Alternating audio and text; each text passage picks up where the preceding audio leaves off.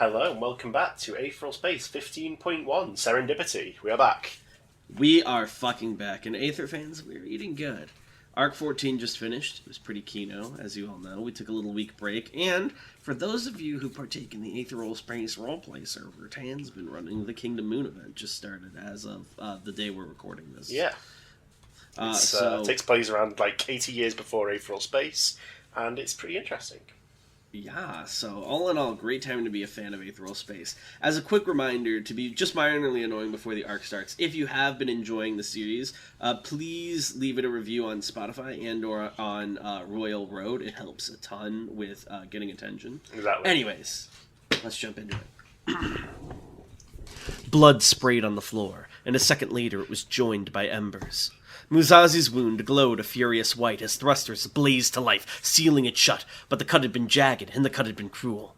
Blood continued to ooze from Musazi's throat, and when he opened his mouth to breathe, he found nothing but panic and a burning lack. The blade wasn't done yet, either. It plunged into Musazi's back once, twice, thrice! The fourth stab was stopped as Morgan knocked, incandescent with rage, let loose a whip of black fog that surely would have taken Hazard's head off if it hit.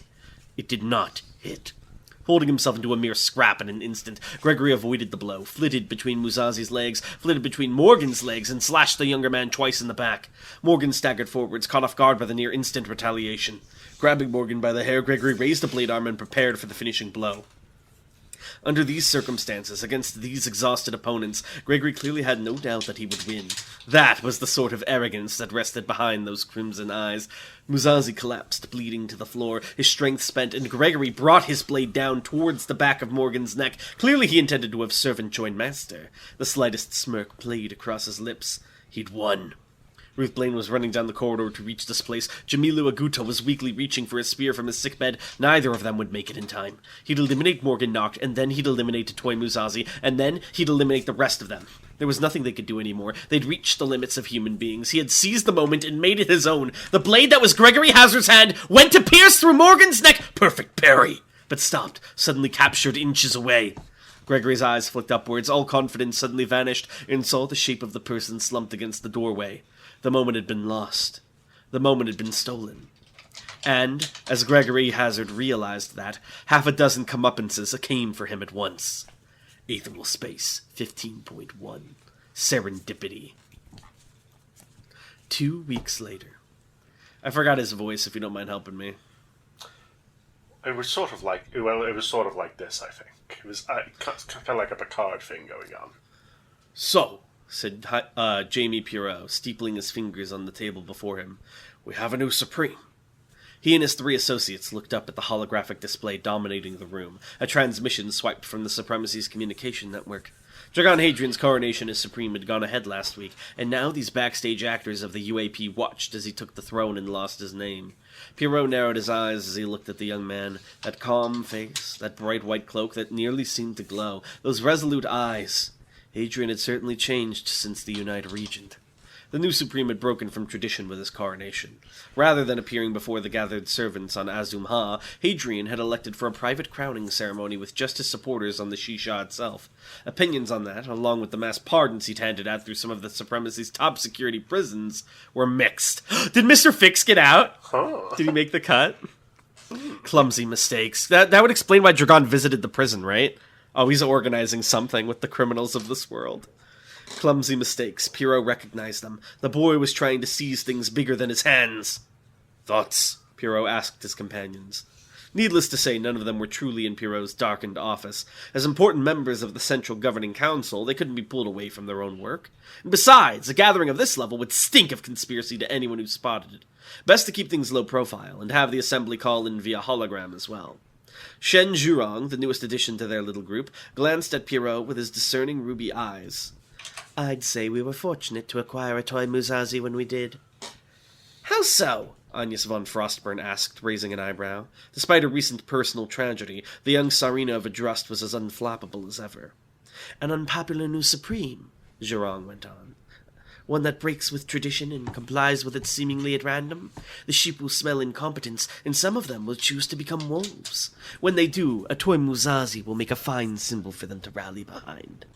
Agnes blinked. You think we should start a civil war in the Supremacy? I think it's an option we have open to us, one we'd be foolish to discount. If my information is correct, Musashi is likely to survive his injuries. He glanced at Pierrot. Or am I wrong? You're right, Pierrot nodded. Thanks to the efforts of Nebula 2 and Nebula 5. Of course, we were able to get Musashi here mostly intact. He's making a slow recovery. When the time comes to use him, he'll be usable. Albert Reyes, Prime Minister of the Lesser Chain, cleared his throat as his flickering image leaned forward in its seat. While we're on the topic, Gregory Hazard... It's a bit of an older guy, sorry. Oh. While we're on the topic, Gregory Hazard, the Special Officer. Zhurong nodded. I still think we should kill him. Erase him before anyone knows we have him in custody. Anya side-eyed the older man. Gregory Hazard is a trusted subordinate of Ascendant General Toll. If it comes out we got rid of him, Toll could push for a war right then and there. He has the temperament for it. I agree with Agnes, Pierrot nodded. Our best course of action is to keep Hazard as a hostage for the time being. There may come a time where we can use him as a bargaining chip.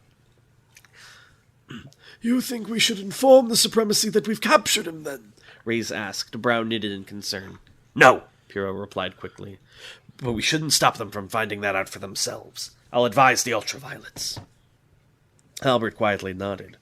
Hazard lives, Pierrot concluded, and Musashi is kept in reserve. Agreed? Agreed, the table echoed. Moving on. Zhurong tapped his finger against the table.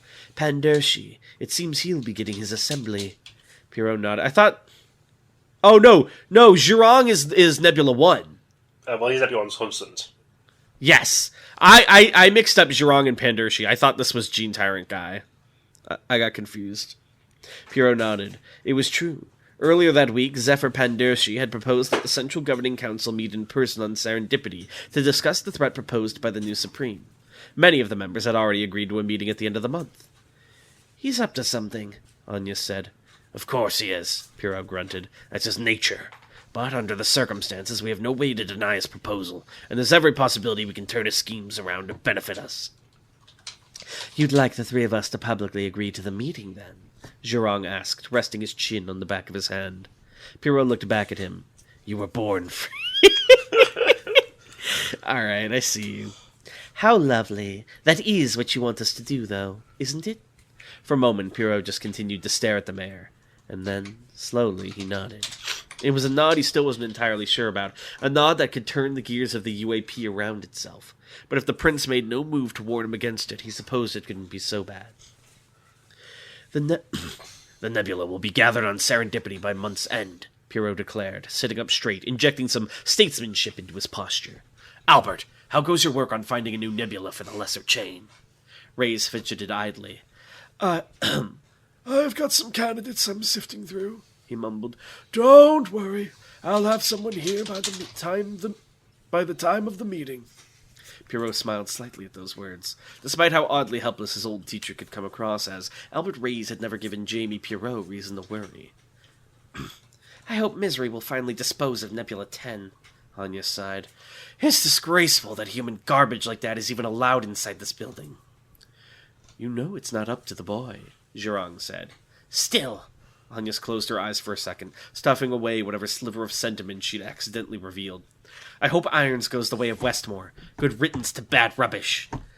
Yes, Westmore, yes. Reyes nodded hurriedly. Pandershi will be needing a new nebula as well, won't he? With his traitor having absconded. As the discussion went on, Pierrot found himself looking at Agnes von Frostburn. She was putting on a good show, but Pierrot knew better. The Drust would be needing a new nebula as well, now that Rufus was gone. Despite how it looked, Agnes was certainly affected by that. I'm sure you're all very busy, Pierrot eventually said. We'll convene again in a few days to discuss developments. 3 nods. Peace and joy for all mankind. 2 echoes. As Agnes and Albert rattled off their little salute, Zhurong remained silent. He just stared at Pierrot with those calm, blue eyes. Ooh, guy who changed the eye color as I was reading I changed it back because I realised I had done it previously. It had been really blue. His expression distinctly amused. It had only been a little while since Zhurong had joined their little group, but Pierrot was already certain of it. The Lord Mayor of Jinhua, did I pronounce that right? Yeah. Would be the next to host the prince. He had the temperament for it. That's Zhurong, right? Yeah. He had the temperament required. The holograms flickered out of existence as the window shades ascended. Pierrot groaned, rubbing his nose as he leaned back in the chair. Recently, the beautiful cityscape, the beautiful sunlight of Serendipity, had started to feel more and more like just another searing burn. He was getting old and tired, but he had a thing for that, his 3 o'clock. Pierrot flicked on his videograph and looked at the smiling face of his granddaughter. "Hi, honey," he said, grinning. "How's school?" Jamie Pierrot was not having an idea. As he ended the video call with his granddaughter and let the smile slowly trickle from his face, he turned in his seat and looked out at the city world of Serendipity. The last bastion of freedom in the galaxy, the final, greatest defense against the warmongering supremacy. Perhaps it was not true, but it was a good identity to claim. Identity was the most important organ a human possessed. Pierrot considered that, and he considered the idea he was not having. The escapees from the supremacy were potent pieces, but some had to be handled with more care than others. Atoy Muzazi, the could-have-been supreme, was still in critical condition. While he'd escaped the immediate jaws of death, Pierrot had no doubt that the new supreme would do his best to finish his opponent off, no matter how far he ran. That piece was made of fine crystal, to be handled with great care. The others, though, there was potential there. Morgan Nacht, Ruth Blaine, Bruno, and Serena Del Ced. A bitter feeling trickled through Pierrot's heart. There was the Anatrice girl, too. 5 pieces of little political value, but astounding utility. They didn't enjoy the same protections as a rival in exile. There was potential that could be exploited without repercussion or challenge. Real quick, what was the name of the girl who led the little rebellion at the Del Ced? It wasn't a rebellion. Or she was leading a group of people from there. There was mention of someone called Erica, Del Ced. That's what it was, thank you. He did not have an idea about how to utilize that potential. The idea existed, but it did not belong to him. It was always the strangest feeling when a thought like this came up. The concept that had appeared in his head had his handwriting, but not his signature. It was his footstep, but not his foot. He had learned from experience that when such sourceless inspiration appeared, it could only mean one thing. This was the will of the prince. Harry plunged his hands into the pockets of his hoodie, head hanging low as he stalked through the rain-filled streets of Talden. He could feel it in his hand, tightly gripped, the drive that would give him access to Tolston Dritt's accounts. From there, it was simply a matter of siphoning the credits and making a hasty escape from this planet. Dritt's ill-gotten wealth would provide comfort for a time. Still, as he moved with the crowd through one of Talden's tunnel bridges, Harry couldn't help but run through his supposed victory in his head over and over again. Had he made any mistakes? When he'd infiltrated the restaurant, had there been anything that could have given away his true identity, or at least his true reason for being here? No, there couldn't have, could there? He'd been so careful, hadn't he? Practiced hair stood up on the back of his neck. He didn't even need to turn around to know that someone was after him. He didn't even need to see their faces to know who they were. His killers. He'd messed up. He was dead. No other options. He had to get away. Harry took a deep, anxiety-soaked breath. Willock! Escape. And let it out again, as calm as a machine. He needed to achieve his objective. His objective was to escape. Everything else was irrelevant until it became a factor helping or hindering his objective. All other emotions and impulses were disabled for the time being. Even self-awareness had become vague and indistinct. So, Harry broke into a sprint, pushed through the crowd, felt a hand on his shoulder, and he drove his knife into that hand, drove his knife into the throat of his attacker, resumed sprinting, turned on his heel, ran down the alley, went to climb the wall at the alley's end, fell. A bullet had slammed into his leg, sending him right down to the ground. 2 attackers remained, Dritt's men with sour faces and guns. Escape was no longer possible under these circumstances. Willock, cancel. Once circumstances sealed off Harry's objective, Willock could no longer be sustained, and all the pain and fear and shock returned in an instant. He collapsed onto the floor as a bleeding ball, arms waving desperately in the air, hyperventilated breaths rushing incoherently in and out of his mouth. "Dumbass," the first man said, spitting a cigarette into the gutter. "Dritt said not to kill him. He wants to teach the brat a lesson personally." "Does he look dead to you?" the second asked, appraising the prone Harry with cold blue eyes. "This way he can't run. It's easier to teach when the students can't leave, right?" "Please!" Harry screamed, kicking at the air with his good leg, as if his meager strength could keep these two at bay. Wait, please!" "Why?" he's loud. The first man muttered as he approached. "You're the one who shot him, so you gotta make sure he don't bleed out. I'm not gonna explain to the boss why his classroom's empty, yeah?" "Whatever." The second man rolled his eyes, pistol still trained on Harry as he came over, too. "Just make sure he stays still. That brat kicks me. He's losing the—" "Stop doing that." The calm voice cut through the night rain of Talden. It wasn't that the speaker had been loud. In fact, they'd muttered their words more than anything else, a bored-sounding monotone with just a hint of gloominess. Yes, it was just muttering, but anyone who heard it would agree on one thing. That was how God would mutter. The two thugs turned, their prey forgotten in an instant, that pistol already pointing at the new arrival. A woman in a black tracksuit stood at the mouth of the alley, illuminated from behind by a crooked streetlight. She was older than Harry, he could see, in her late 20s most likely. She stared down the length of the urban vein, messy black hair concealing her eyes from view. That mop looked like it had encountered a brush only a couple of times in its life, and scissors even less. The first man turned to face the woman, his hand resting on his own holstered pistol. "This is Royale Club business, ma'am. You understand? You from around here?" "I'm not from around here," the woman replied. "Then all you need to know is you mind your own business when it comes to us," he said. "Understand?" The woman slowly cocked her head, her eyes coming into view as her hair dropped to one side. I notice when she speaks, you've centered the text. Yes. It wasn't just because he knew this woman. It wasn't just because of the agony from his wound. It was because of those eyes. Those completely normal, completely regular brown eyes. The eyes themselves weren't the problem. It was just... People said they were the windows to the soul, and on the other side of those windows, Harry could sense something far more important than him. Something that existed far more than he did. He was bacteria beneath a microscope. "Everything is my business," the woman said, slowly walking down the length of the alley. "The stars in the sky, the bricks in these walls here, every drop of blood in your veins, every breath you've ever taken, all of that is my business." Despite her absurd words, her voice contained no trace of arrogance. She spoke calmly and clearly. To her, this was merely a mere statement of fact, a universal formula she was now imparting upon them. The first man lost his patience. In one smooth motion, he pulled his pistol from his holster and pointed it at the woman. The second man mimicked him, an eager smile spreading across his lips. The woman stopped her approach.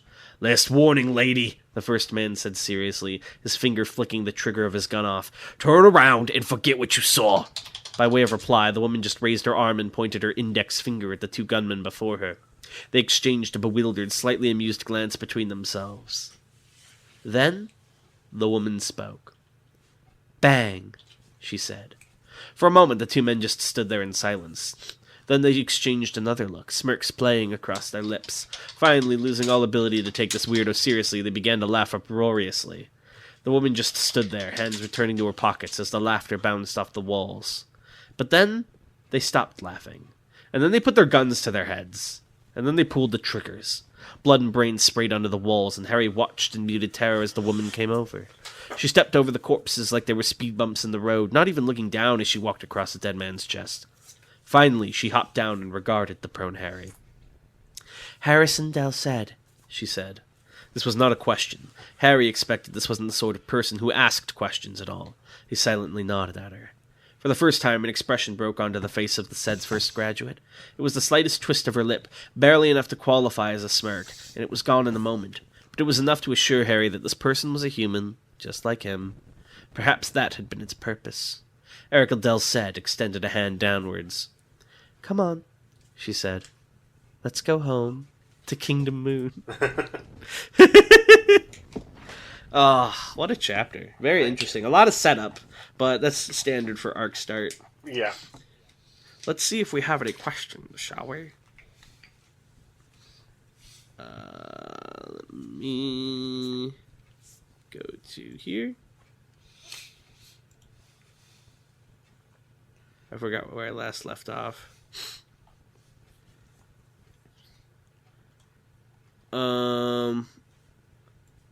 Okay, Rurum asks, please tell us about Ariana Halved. Ariana Halved? Well, she could half herself.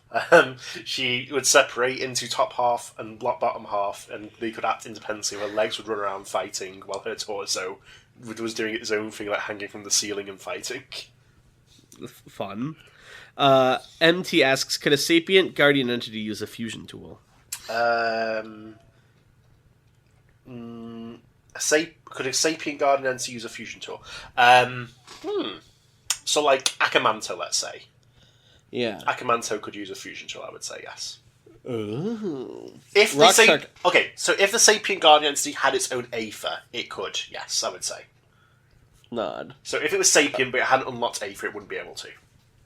Understood. Rockshark asks, are any characters left-handed? Yeah. Who? Name one. One. Rico is left-handed, Rico Elephant. And also, Luna Ley was left-handed, let's say. Who's Luna Ley again? The Luna Ley de Fleur, the Baron. Oh my god, so he wasn't perfect. Well, what are you saying about left-handed people? I said what I said. Lan asks, what are some other ranks in the Supremacy military besides Ascendant General? I assume there's like Cadet, Yeah. Officer, It's Standard Military. pretty standard, yeah. You go from General up to Ascendant General, generally. So Ascendant General has authority on generals underneath him, and from there it's pretty standard. So literally instead of the word they have for, there's a word for like General of the Generals, but it's just called Ascendant General. Yeah, he occupies that role. Yeah, I'm trying to remember what it's called. Military rank that commands generals. It's the General of the Armies and Admiral of the Navy. Is what it looks So he's basically both of those, I would say. nice. I assume Navy in this setting is like spaceships. Yeah, they're pretty intertwined once you've got like space combat involved. They're both like seas. Lan asks, where would the 3,188th Dead's name tattoo go? MMMCLXXXVIII. It's it goes up the length of the cock. Oh, okay. Yeah. Wiser asks... But that future is sealed up. That'll never happen now. Damn. Lan asks, who's the current director of the GID? Current director of the GID? Let's have a think about it. I don't know. I will discover. Stenhouse is back, baby. Commander of the GID Stenhouse. I don't know. Perhaps when and if they come back into relevance, I will surely write that and discover it through the writing. But Discovering Aetheral Space. You know, sometimes things are planned. Some things come up as I write them. All right, I think we'll leave off there for now. Thank you all for watching, and we'll see you next time. Bye. Bye.